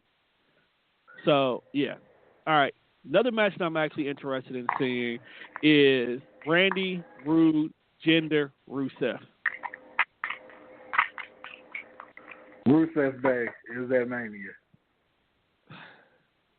As much as I want it to be Rusev Day because he is over. Like, so fucking over. I think they need to give the belt back to Bobby. Because we know that Randy only has it simply because it's the only belt he never won. And if they would have not told you that before the match started, it probably would have meant a little bit more. Well, so Randy's definitely. It really all depends on this Rusev situation with who wins this match because I heard Rusev asked for his release, which is the only reason why they put him in the match because Rusev originally was not on the WrestleMania card or he'd have been in the Battle Royal. But then there was also rumors that they had plans to give Rusev a giant push after WrestleMania. So, got to see where this is going. And I would think that they will put the belt on Rusev because Rusev is slowly turning into a babyface. As much as they probably don't want him to be a babyface, he's kind of, he's too over to be a heel still because they're cheering him. And so I don't really think. That with Miz they did the same thing with Miz and Sandow too, though. So they still kept Miz a heel. Well, that's because it was more of a Sandow thing than a Miz thing. As far as who they wanted to be the babyface and who the fans liked. The fans was into the whole stunt double thing. But, yeah, so I think Rusev walks out the new United States champion, and it's WrestleMania Day at Rusev. It's Rusev Mania. All right. That's what I was looking for. All right. So we already covered the two women matches where we both agreed Nia Jax and Asuka are walking out champions in regards to that one. This match is interesting, and I'm not going to ask you who do you think is going to win, but I'm going to ask you a different question. In the Bar versus Braun Strowman and his to-be-determined partner, who do you think the partner is going to be? That's more of the question right now because Braun Strowman can beat both of them by himself. Let's be honest, okay? But they won't let him wrestle by himself. Who do you think his partner is going to be? Elias. See, I was thinking Elias, but I'm hearing everything about this whole entire concert, and I heard it was scratched, and I heard it wasn't scratched, and I heard that we're going to get like a rock concert all mixed into one, but no one said rock is truly confirmed yet, which doesn't mean anything because the time when we had Hogan, Rock, and Austin in the middle of the ring, two of them people we didn't know was going to be there. So I'm going to have to go with Big Show. And this goes in backs up with the fact that earlier you said that he just renewed a contract, so that would be a good way to get him started. Or we got Mark Henry going into the Hall of Fame. He could possibly, come down there for the one time. That way the Bar can still keep the belt, and now we can move Braun into the big picture like he belongs. No, every belt except for the SmackDown tag titles is changing hands at WrestleMania. Well, speaking of tag titles, we got the Usos, New Day, and the Bludgeon Brothers in a triple threat tag team match. Now, we have dubbed this in the group as the Dudleys, the Hardys, and Edge and Christian 3.0. Do you feel the Usos are keeping?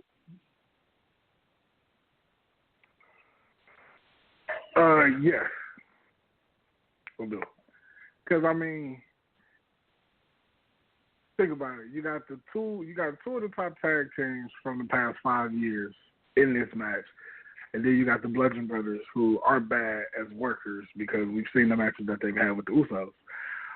But I feel like from a fan standpoint, like the Usos have been shit. They have been the best tag team in the WWE for the past 7 years. You know what I'm saying? Well, outside of the new tag teams that are coming up now, they're the only pure tag team. Like, they've always been a tag team. So and they've always been the best tag team. So I feel like it's just their moment. It's their time. They need their moment. Like, I just want them to have their WrestleMania moment. Because, I mean, they haven't actually ever been on the main card. And, I mean, you gave the New Day the main card, too. Like, the Usos didn't get the main card last year. And they didn't get the – not done? No. And then they didn't get the main card when they should have had it. So, yeah, it's just time to give them their moment. Let them have their moment, and then they can lose it, like, the pay-per-view after that. Oh, that's like, I mean, Usos are my boys. I'm not going to lie. I was one of the original people who could not stand the New Day and this terrible gimmick of theirs that they had. But they made it work. It definitely outlived the expectations of anybody. And it just shows you, like, sometimes... I told niggas that the New Day was going to work, and nobody believed me. Because, bruh, it was not what we... Okay. You have to understand, everybody wanted it to be the Black Panther effect. The WWE always makes everything a shuck and jive, don't be menace to society concept. We never really get a good run for African Americans in the WWE. Look at Brodus Clay. They promoted Brodus Clay weeks on top of weeks on top of weeks as this is what he's always been. So I wasn't that mad when they flipped him to a shuck and jive and coon, but that was a direct slap in the face. The only reason why I'm not upset of it because we got Cameron and we got Naomi out the situation. Okay? Like, Cameron would never have had a job if it wasn't for that. Naomi would eventually got called up, but we definitely would have lost her in the mix. And then they turned around and gave Xavier Woods at first literally the exact same gimmick. The exact same gimmick. So to turn around and then make the New Day do the same thing over again, I was sick of it. I was sick of seeing you shucking and jiving us on TV. You had Ernie the Cat Miller shucking and jiving. You had Ron Killing shucking and jiving. You had who else? I'm missing somebody. I can't even think of the name of the bald head who was breakdancing in the ring. But you had, they just kept making the shucking and jiving. Okay? I can't think of his name whatsoever. He was a very athletic dude. He had promise. He looked like a wide receiver that dances all the time. And that's the only thing I didn't like about it. So when they did it the New Day, it was like, okay, Big E was just a beast in NXT, and Kofi is like literally one match away from being main event contender again. Because at the time, Kofi and Miz was like neck and neck on level. Okay? So I'm like, if Miz can break through the glass ceiling, why can't Kofi? What's the problem? And then you put him through the stable. And then the rumor was the stable was going to be 3 angry black people. So we were going to get the rebirth of the nation in so many words. And instead, we get technicolor rainbows and booty ups. And unicorns. So I was mad. I'm like, dog, now this is some fruity homo gay shit that y'all done went with. The hell? But I feel like people didn't understand why. I feel like I ain't even gonna say this was WWE's thought process, but you have to think like when they put the New Day together, we were on the heels of our first major case of unarmed black people getting shot. True. Like, and they did the New Day formation on Raw, and Xavier Woods cut one of the best promos ever about being held down and how it's time to, stand up for what's yours. And it's still on YouTube to this day. You can watch it. But it was like, so you do that on Monday, and then like a week later or during that week, Mike Brown gets shot. Unarmed black man. So WWE is a publicly owned company now. Like, they have, like, it's not just, well, Vince McMahon is the end-all be-all anymore. He's got people he's got to answer to, which is why they are not TVMA anymore. It's, TV-14 or whatever. It's PG. It's not TV-14, right. It's PG. Because he's got people to answer for or answer to. So do you think the sponsors want fresh off of a white cop killing a black kid? Now you got now they've got 3 angry black men portraying that, oh, Whitey's holding me back now. No, and I get it. They were never going to do that. I get it. I get the whole dynamics of it. I do. I understand. Like, if anybody, you know me, I always look at wrestling from the business side before I look at it from a fan, because things start to make sense when you do it that way. Because if you keep looking at a fan, you'll be mad about everything. Everything will always make you mad. Certain people not getting a push will make you mad. Certain people who is getting a push would make you mad. But from a business point, we're sick and tired of Roman Reigns, but from a business side, Roman sells. White women and kids love Roman Reigns. So you cater to them. Okay? You do. And I get it. And I get the New Day. It took me a while, but it was like sometimes it's that whole, I get it, you're having fun, you're doing stuff, but sometimes y'all go a little bit too far, and it's like, really, bruh? Really? Like, the Bootio thing. And you know what? The Bootio things got over on white people because all they seen was cereal, but we all know they talking about eating ass. We know it. But and here's where the New Day, here's where having creative control of your gimmick is a winner, because the New Day, put it like this, now, we probably wouldn't do the booty. You know what? I ain't even going to say we wouldn't, because all we do is talk about random shit. So we probably would have came up with something like that. Fact. Because the New Day ain't nothing but 3 best friends who are doing what they do backstage in front of the camera now. Facts. Like, Xavier Woods got a whole YouTube gaming channel, but it took the WWE to capitalize on. The New Day don't do nothing but take what's in pop culture and put it on wrestling.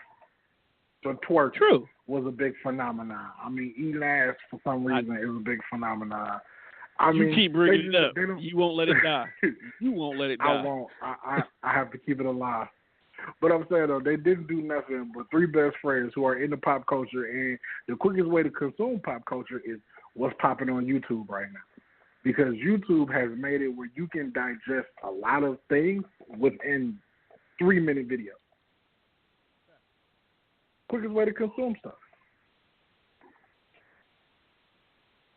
Facts. I'm not mad about it. And I think it took that the table for 3 for me to even realize how close they are. And when I figured out that they were really best friends and they were really close like that, it made a big difference. Because now I can see, I imagine me, you, and Monte, and some of the things we sit down and talk about. Or even if you go back to earlier episodes of the Death Fresh show when it was me, you, and Mimi, and the things that we talked about, we made them happen, or we'll go do that right afterwards, and that's literally all they did. So I'm not mad at it now, but that's one of those, when you see it in the beginning, you don't see the genius behind it. You have to wait till the product is done to realize this is what we're doing. I get it. You see? Yeah, when the New Day first came out, people who didn't embrace it, I felt like those were the angry dad culture. That was the angry dad culture. The people that be like, oh, well, why they got to do it like this? Or why they can't do it this way? I mean, and then when you get into it and you see how it's nothing more than just kids being kids, you be like, okay, I understand it now. I see why it works. I got it. You and a couple other people just angry dads. That's the best way to describe y'all. When the New Day first came out, it was a bunch of angry dads who didn't get it. And I was an angry dad. I would not lie. I was in dad mode because I could not understand why these Negroes are being Negroes for the white man. A lot of people was definitely on their Bill Cosby soapbox when the New Day came out because Bill Cosby hates black culture as young people. He hates us. As young people, he hates us. Because, bro, he grew up during the civil rights movement when we had to fight for getting the stuff that we take for granted. So that generation is definitely, until that generation is completely dead, we're never going to move past anything because they're always going to be upset at us squandering opportunities. It's the fact. Anybody who lived through the civil rights movement is going to be mad at anything we do because they seen the world before it happened, and we seen the world like it never existed. It's just like these kids today who have cell phones and flat screen TVs and laptops and iPads. They don't know the world when there was no such thing as the internet. They don't know the world where you had a rotary phone and pay phones. Okay, they don't know the issues of having to get up and turn the knob on the TV. So they don't understand the importance of certain things. They don't, and I get it. I think today's generation just sit down right there, and they won't. But I think sports overall is a generational thing. It is. I don't expect people who. I wouldn't expect my little brother to understand what the Attitude Era was when he's not growing up in the Attitude Era. He's growing up in the era of Roman Reigns and John Cena. So it's cool. Just like people who never seen Michael Jordan play. All you have is LeBron. Or all you have is Kobe because you didn't get to witness Michael Jordan or Allen Iverson or Shaq at his dominant height because all you have is LeBron, Steph Curry, Kevin Durant. So I trust you. I get it. I get why these kids are ass backwards. They all fucked up, but I get it. But it's not their fault, though, and we can't blame them. All right, so let's go ahead and let's close it out with the last couple of matches so we can go ahead and end tonight. Now, we have I call it your second main event on SmackDown because we have the returning Daniel Bryan and Shane McMahon taking on Kevin Owens and Sami Zayn. First of all, how do you feel about the build-up for this match? Because this build-up, it grew. And then we got the surprise at the end. I felt like it had fell off track, and then they put it back on track. Because, it was one of those situations where you felt like it wasn't going anywhere. Because, I'm not going to say I knew Daniel Bryan was going to come back, but I had a feeling. I'm like, you got to do something big. Daniel Bryan and Shane McMahon have been embroiled in this storyline for almost a year. Well, since last summer, I really want to say, where you starting to feel the tension. Shane has kind of been going dad mode and being his pops and just ruling with an iron fist. And Daniel Bryan is kind of like, look, man, I'm here for the people, and, you can't treat people like this. So I got it. And then it was like, but why do this when you know Daniel Bryan can't wrestle? So where are you really going to go with this story? Because Daniel Bryan, he can't wrestle. And as a fan, that's in your mind. Daniel Bryan can't wrestle. So where are you really going to go with this story? if it comes down to you need Daniel Bryan versus Shane McMahon, he can't wrestle. Then, like, you add Sami Zayn to it, and now him and KO is kind of teaming up, so now it's like, okay, well, we'll get Kevin Owens and Shane McMahon at WrestleMania again, and then that kind of leaves Sami Zayn out to dry.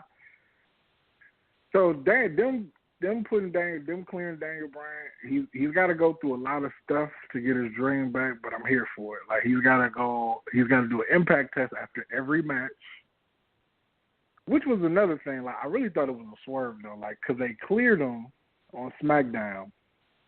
Well, they cleared him Tuesday morning. He announced it. Then he got beat up Tuesday night. I'm like, all right, this is a swerve. Wednesday, I'm going to get a notification from WWE like, Daniel Bryan has to retire again. It's like, shit. All right, so here's my thing with this particular match. Where do you go with this match? Because you do have this built-up tension. Go ahead. Somebody's going to turn. That's what I think.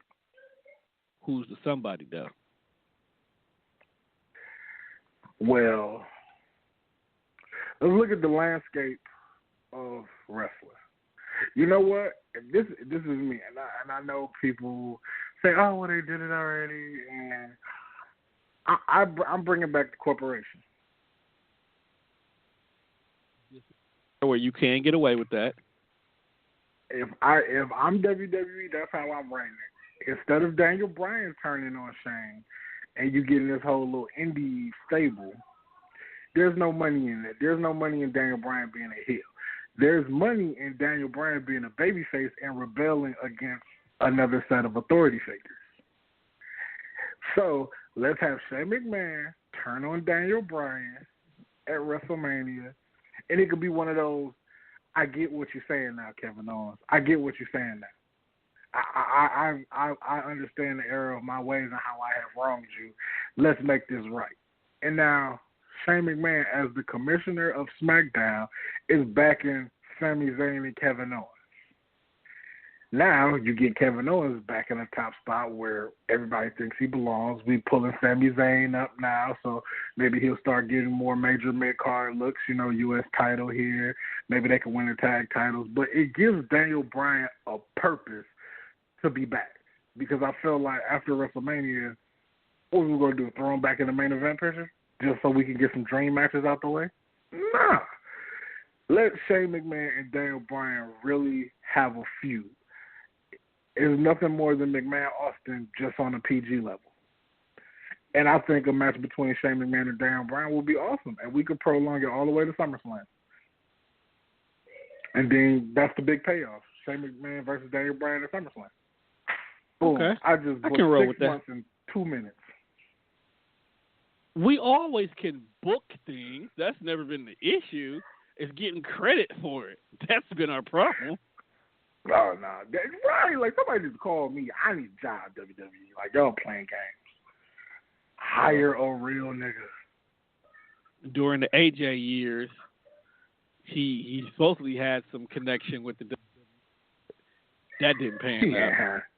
He didn't have no connections. If he had connections, he had lies. We would, well, man, if he had connections, we'd be rich and famous. And I have more than $30 in my pocket. Oh, I'm sorry, $32. And you're doing better than me. I just paid off some stuff. Okay, and then the final match, which is Kurt Angle and Ronda Rousey versus Triple H and Stephanie McMahon. I'm actually excited to see Stephanie back in the ring because she's not that bad. She's not that good either. She's good for where she is, but she's Vince, so she'll take the damage and sell the opponent. I feel like she's probably a really good first opponent for Ronda. That I will say. Now, here's me stepping back and just looking at, like, I feel like Stephanie McMahon shouldn't be Ronda Rousey's first situation. Who should it be? Because now it's just like, you cut these promos, well, I'm here to earn everything I get. Bitch, you came in on top right away. How many, outside of Brie Bella, how many divas can say that they got to work with the boss? True. Like, that's just like, when you look at the Attitude Era, like, that's how you could pinpoint who was really getting a spot and who was really on to get the shine, because during those years, you were the main event if you were working with Vince McMahon. Vince McMahon worked with everybody. He worked with Austin, Taker, Rock, Mick Foley, Triple H. That's how you knew you was in the spot, if you worked with Vince. Nobody was just coming in off the street getting a shot to work with Vince, and I feel like Ronda Rousey just came off the street, walked in the front door, and you get in a prime spot to work with the boss. So I feel like you are already higher than what you should be, and if you succeed, and if you don't succeed, you're bust. Here's my question. But here's my thing. Who could you have put her in the ring with where her loss is justified? Like they could take the L justifiably. See, that's the thing about the divas as you're doing this uprise and this new movement. Like, you can't have them lose momentum while you're trying to do this whole entire movement. But I also feel like you can't take somebody who is not a worker and put them in there with somebody who ain't a worker either. Like Stephanie McMahon Stephanie McMahon versus Brie Bella is okay because Brie actually learned her craft. Brie can wrestle. So with what Brie knows, she can cover up for Stephanie McMahon, who is not a wrestler, but she's been around the business so long, she's got the natural timing of a wrestler. So even if Stephanie ain't classically trained, she know how to get to the spot, or she know how to sell, but she's not a worker. And it's like, but that's where Triple H and Kurt come into play, though. Right. That's why I feel in this match, Triple H and Kurt gonna do most of the wrestling. Ronda and Stephanie won't have like much interaction. They'll have moments and spots. Like they may have their big stare down in the middle of the ring. They're gonna have their stare down. Stephanie may get a move in on Ronda. Ronda's gonna get a move in on Stephanie, but they're not gonna spend most of their time in the ring. Like they're not gonna do no Sasha Charlotte type shit. That ain't gonna happen. As they shouldn't. That won't happen. I mean, I can see you can do it, like it can happen, but I say maybe you get 1-2 minutes of good, decent wrestling from them too. Whatever moves that Ronda may have mastered at that point in time, or they may surprise us. You know, they may surprise us and actually give us some good wrestling, because it's not like Stephanie can't wrestle. It's just she's not the best recommendation. All right. So if you were to rate the card right now, A to F, based on the matches that are already set up, what would you give the grades? Probably like a B plus. B plus. All right. I would have gave it a B minus because a lot of matches I felt should have been singled, but got turned into multiples. That's why I'm giving it a minus. And a lot of the matches are predictable. Like, it's supposed to be WrestleMania. You're kind of supposed to have doubt on who's going to win this match. And I feel like we're sitting at the point where you know who's going to win most of the matches before they even get started. Yeah, be like that sometimes. All right. So with that being said, we're going to go ahead and close tonight's episode. We'd like to thank everybody that tuned in tonight. We'd like to thank Chris for joining us in the building. Also, make sure you guys tune in Saturday instead of Sunday this week to catch this week's episode of The Man Cave. I think we all in the building. You off Saturday, right? No, I got to work till 6. All right. So it'll be the base story. Gator will be back. This will be a live episode of The Man Cave, because I know last week we did a pre-recorded, but that's life. All right, so with that being said, we're going to go ahead and close tonight's episode the only way we know how here. To the end, now, so we go. To the end, no, no, no, no, no.